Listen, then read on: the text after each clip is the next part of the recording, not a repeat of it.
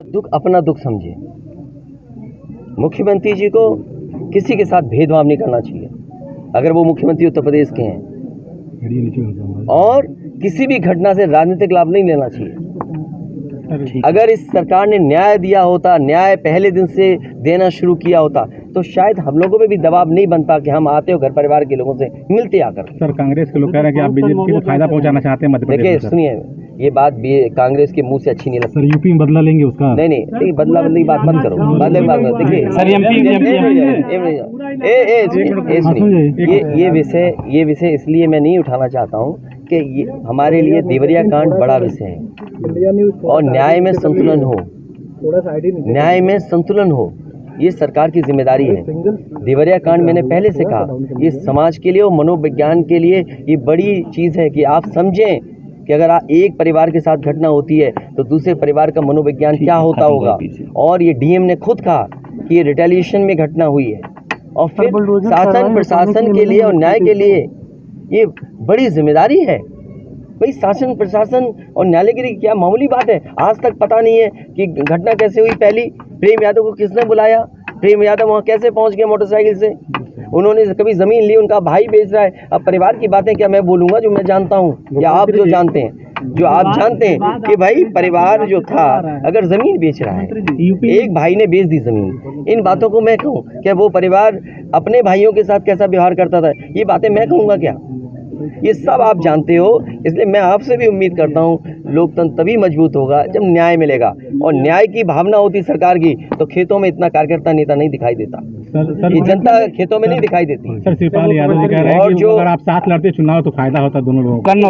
अरे भाई, कांग्रेस ने मध्य प्रदेश में पत्रकार भाइयों, उन्हें ऐसे सवाल मत पूछो जिनका जवाब हमें भी देना पड़े।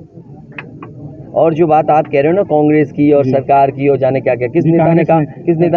कांग्रेस ने किस नेता ने कहा है? किस नेता ने कहा कांग्रेस के? एक मिनट जाइए, किस नेता ने कहा? नाम बताओ ना।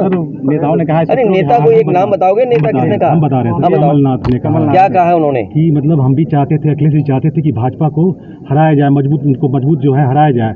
लेकिन आप अगर कमलनाथ जी ने ये कहा है तो कमलनाथ जी पूरी बात कहें, और जब बीजेपी को हराना है तो चाहे वो कांग्रेस हो चाहे समाजवादी पार्टी, उसको झूठ नहीं बोलना चाहिए। मतलब वहाँ पे सर ठीक है भाई, चलिए ठीक है सर। ये कांग्रेस से देखिए ऐसा है, ये अरे भाई वो हम सुने नहीं थे क्या कहा था? हम भी अपने मंदिर बना रहे हैं, हमारे मंदिर में भी आना। जो हमसे सवाल पूछ रहा है नाम पता दे देना, अगर उसमें आप बुलाए जाओगे तो आपको बुलाए ना बुलाए वो लोग, मैं आपको अपने मंदिर बुलाऊंगा। हाँ तो सर, ये वाला जो बात था, चुनाव वाला सर, अरे कांग्रेस की बात करते हैं तो कांग्रेस यूपी में जो है आपके साथ ना जाके बीएसपी के साथ जाना चाहती है, इस पे क्या कहेंगे?